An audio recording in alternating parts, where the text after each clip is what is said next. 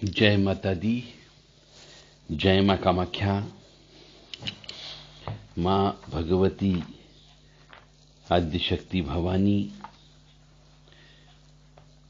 कालिका मां आपको सुखी रखे, स्वस्थ रखे और प्रसन्न रखे। हम मां से बार बार मांगते रहते हैं कि मां मुझे धन दे, मुझे यश भी दे, मुझे संपत्ति भी दे। बहुत से मनुष्य हिंदू धर्मावलंबी गुप्त नवरात्रि में और दूसरी नवरात्रि मतलब 4 नवरात्रि आती, चारों नवरात्रि में मां से जरूर मांगते हैं और दुर्गा सप्तशती का पाठ करते हैं कि रूपम देही, जयम देही, यशो देही, दिशो जही। यानी मां मुझे धन दे, यश दे, संपत्ति दे और मेरे दुर्गुणों को दूर करे।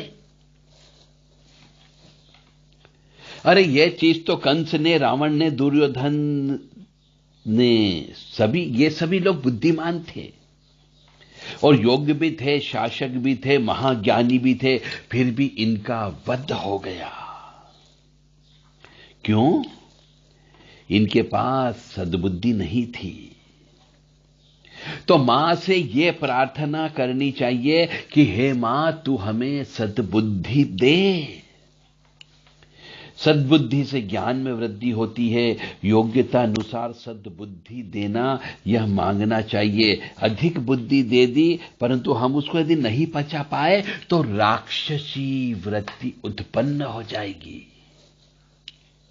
इसीलिए मां कई बार मां से जो हम मांगते हैं वह हमें नहीं देती है।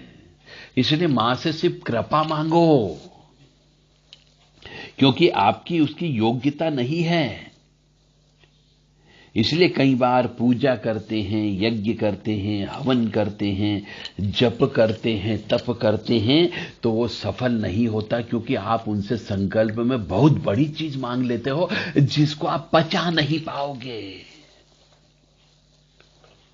तो बुद्धिमान पुरुष जो रहते हैं वह प्रतिकूलता में भी अनुकूलता को देखते हैं, अनुकूलता के दर्शन करते हैं। कोई न कोई कारण होता है अनुकूलता में भी। बुद्धिमान मनुष्य इसमें भी नया निर्माण देखते हैं। यही बुद्ध का लक्षण है। जब कोई चीज नहीं मिलती है तो मनुष्य बारंबार प्रयास करता है। मां लीला करती है, क्रीड़ा करती है, मां बच्चों के साथ है और जो मां की आराधना करता है मां उन्हें उपहार अवश्य देती है, उन्हें अलंकृत भी करती है, उनके सद्गुणों को बढ़ा भी देती है। इसीलिए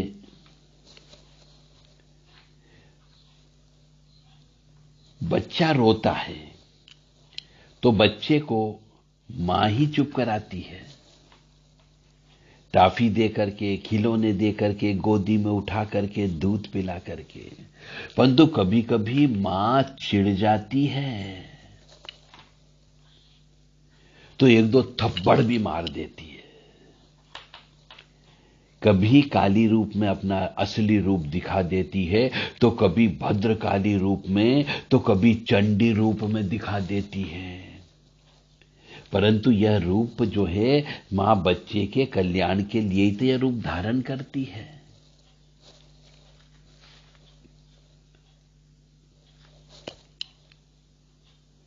तो मां से बोलना चाहिए कि मां, मैं कुपुत्र हूं, मेरे मन में लोभ है, उत्पन्न होता है, मेरे मन में क्षुद्र विचार उत्पन्न नहीं होते हैं, फिर भी मां तुम मुझे सद्बुद्धि देती हो। बच्चा गंदगी करे, शौच करे, पेशाब करे तो क्या मां बच्चे को उठा करके फेंक देती है? नहीं फेंकती, कदापि नहीं फेंकती है। माँ स्वयं गीले में सो जाती है और बच्चे को सूखे में सुलाती है, बच्चे को साफ करती है, स्नान कराती है, कपड़े पहनाती है और पाउडर भी लगाती है, और यहां तक कि नजर न लगे इसके लिए काला काजल का टीका भी लगाती है, कमर के अंदर काला डोरा भी बांध देती है कि मेरा बच्चा सुरक्षित रहे। तो मां प्रत्येक कार्य प्रेम से करती है, और प्रकृति से प्रेम है, वह हमेशा देती है। मां हमेशा देगी ही। मां बेटे से कुछ नहीं मांगती है। जैसे पेड़ पर पत्थर मारोगे तो आपको फल मिलते हैं, जमीन में गेहूं बोएंगे, एक गेहूं से 1000 गेहूं उपजेगा। पुरुष बुद्धिमान है, नारी हृदय करुणा स्वरूपा है। वह अपने बच्चे को दिल से प्रेम करती है, बच्चे को अजर अमर सुख समृद्धि का आशीर्वाद देती है।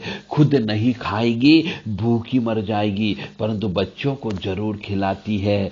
खुद सुंदर वस्त्र नहीं पहनेगी, परंतु बच्चे को सुंदर वस्त्र पहनावेगी। जो जीवात्मा क्रियाशीलता में लगी है, जो जीवात्मा को गतिशील करती है, वही तो यह शक्ति है। शरीर को भोग चाहिए और मन को शक्ति चाहिए। इसीलिए कहा गया है कि या देवी सर्वभूतेषु शक्ति रूपेण संस्थिता नमस्तस्यै नमस्तस्यै नमस्तस्यै नमो नमः। भगवान शिव को कौन जानता था?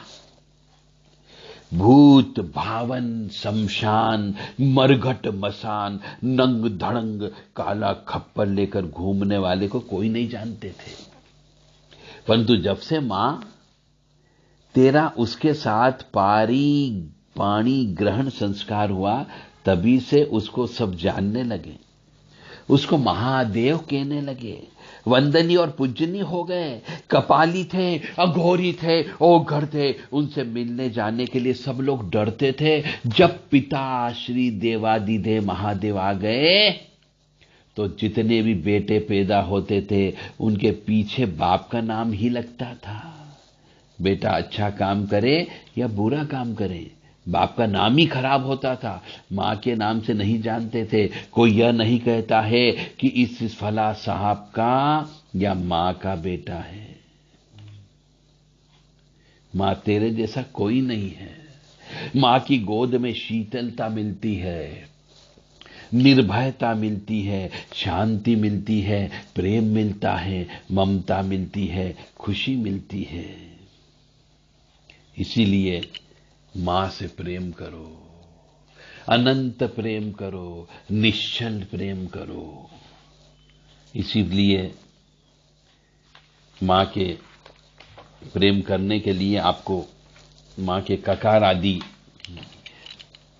काली शतनाम स्त्रोत का पाठ भी आप कर सकते हो।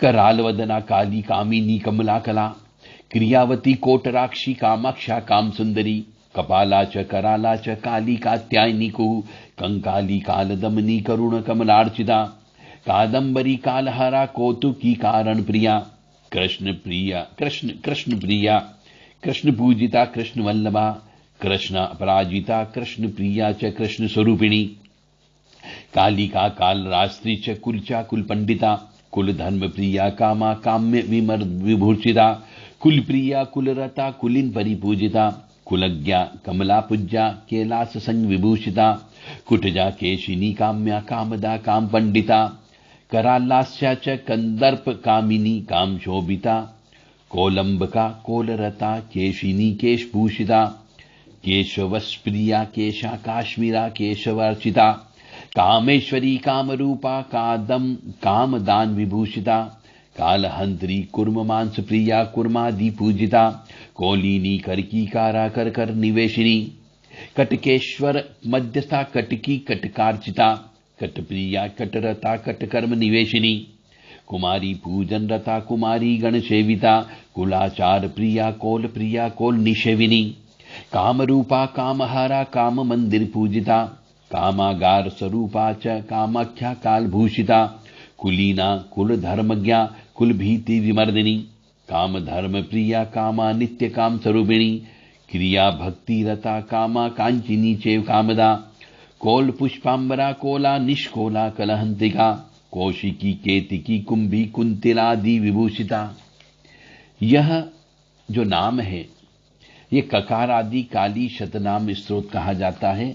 इनका भी कोई व्यक्ति ब्रह्म मुहूर्त में दिन और रात के मिलन के समय पे और शाम को भी सूर्यास्त के समय पे गोधूली बेला में दिन और रात के मिलन के समय पे 40 मिनट तक इसका लगातार पाठ करता है, घी का दीपक लगा करके एक नींबू काट करके, तो मान करके चलें उस मनुष्य के ऊपर काली मां की कृपा प्राप्त होने लगती है। जय माता दी, जय मां कामाख्या। यदि आप काली मां से संबंधित रहस्यमय ज्ञान प्राप्त करना चाहते हो, काली मां से संबंधित एक ग्रंथ प्राप्त करना चाहते हो, काली मां के संपूर्ण वर्णन स्तुति के संबंध में ज्ञान प्राप्त करना चाहते हो, तो महामाया से मोक्ष काली रहस्य नामक ग्रंथ जो 270 पेज का लिखा गया है, यह ग्रंथ आप देव राधा ट्रस्ट से प्राप्त कर सकते हैं और काली मां की कृपा प्राप्ति से संबंधित बहुत से रहस्यमय ज्ञान, जिसमें कम से कम आपके 1000 प्रश्नों का उत्तर दिया गया है, शंका कुशंका का आपका निवारण हो सकेगा। देव राधा ट्रस्ट से यह किताब प्राप्त कर सकते हैं। और यदि आप चाहते हैं कि मां भगवती आद्यशक्ति काली मां के बारे में आप कुछ स्तुतियां पढ़ना सीखना चाहते हो, मंत्र बोलना सीखना चाहते हो, काली मां की पूजन अर्चन प्रैक्टिकल करना सीखना चाहते हो, काली मां से संबंधित पूजन अर्चन यदि आप शमशान में चल करके शमशान काली की, कंकाली काली की, भद्र काली की पूजा करना सीखना चाहते हो, तो देव राधा ट्रस्ट से संपर्क कर सकते हैं। जय माता दी, जय मां कामाख्या। देव राधा ट्रस्ट सत्यवाणी चैनल के द्वारा मां भगवती आद्यशक्ति काली से संबंधित पूजन अर्चन अनुष्ठान सभी कराया जाता है और सिखाया भी जाता है। प्राण प्रतिष्ठा, जिसको भी काली मां की प्राण प्रतिष्ठा कराना हो, वह व्यक्ति भी देव राधा ट्रस्ट से संपर्क कर सकता है। यदि किसी मनुष्य को 9 इंच की काली मां की दक्षिण काली स्वरूपा 4 भुजा जिस पर शिव पर पैर रखा हुआ है, ऐसी मूर्ति, प्राण प्रतिष्ठित मूर्ति यदि किसी को चाहिए तो वह भी देव राधा ट्रस्ट से संपर्क कर सकता है। जय माता दी, जय मां काली।